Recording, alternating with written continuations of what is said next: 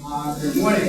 Thank you, all of you from the 42nd MP Company who are here today. And I understand this is one of the first pre-mobilization type of events that we've ever had right here in New York as part of New York's Yellow Ribbon program. For those of you who are not old enough to know this, the Yellow Ribbon comes from the song Tie a Yellow Ribbon by Tony Orlando and Dawn from 1972. That just let you know how old I am. And was then used after the hostages were taken in Iran in 1979. Everybody tied a yellow ribbon outside their house, hoping that the hostages would return safely. And thanks to President Carter and President Reagan, they did return safely. And so it has become our symbol of support for troops overseas. And this is, I guess, an experience that I have had, which is that we've had a number of conflicts overseas, and some have been supported and some have not been supported as well by the American people. But the one thing that happened in all those conflicts is that when the soldiers came home, it was amazing the amount of indifference that those who supported the wars and those who didn't combined to make those soldiers put in a position where they are now a significant number of the homeless population, a significant number of those who are out of work, a significant number of those who encountered all kinds of calamities and also illnesses that weren't treated correctly.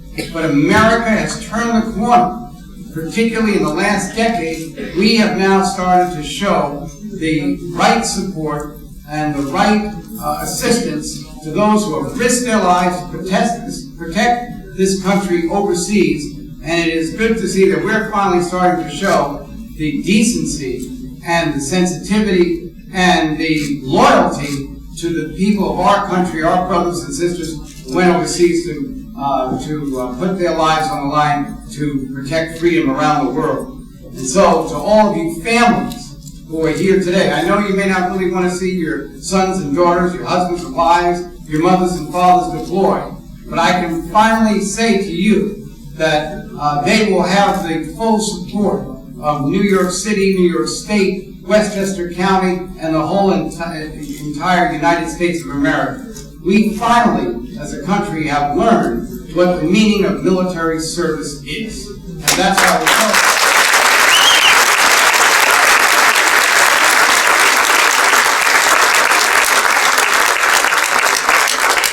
And so as I want to acknowledge Major General Joseph Saluto, who is the commander here, and also the commander of our joint, the director of our joint staffs, Brigadier General Patrick Murphy is here, and also the chaplain for New York State, Eric Olson is here. Many of you are not foreign to foreign service. A third of you have already served before. Many of you come from the New York City Police Department and other police departments around the state. And your predecessors here at the 42nd were, that's just to get all of you to pay more attention. But many of you also were involved right after September 11th, your predecessors here who helped serve at Penn Station and Grand Central Station, putting their lives on the line after this country was attacked on our own soil on September 11th, 2001. And so, as you go forward into Iraq, I must tell you, having been in Iraq last year, that that country has really turned around because of the intervention and under the leadership of General Petraeus. We moved from just fighting the terrorists to nation building. And so people who were in the military, who were never trained in these areas, became mediators, conciliators, became those who would intervene and went to community meetings. And now Iraq, which always was a secular state, is now fighting terrorism on its own. And it won't be long before they will be able to do it without the assistance of the United States. But all of these decisions, people waited for weeks to hear the president's decision on what we were going to do in Afghanistan. But the one thing that weighed heavily in those decisions, they knew they could depend on our fighting women and men overseas who were defending this country and defending freedom all around the world.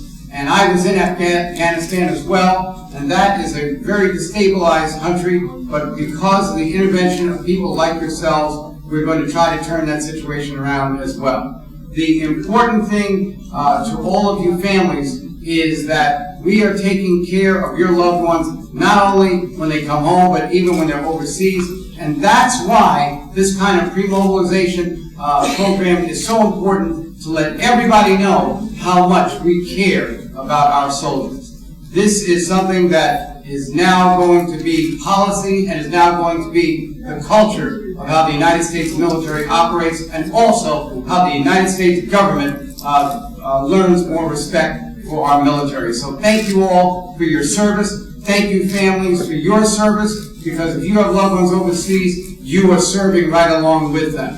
And we can't wait for all of you to come back. And in that time, if you think this was a nice event, we're going to have a bigger party when you return. So thank you very much for your service, and thank you.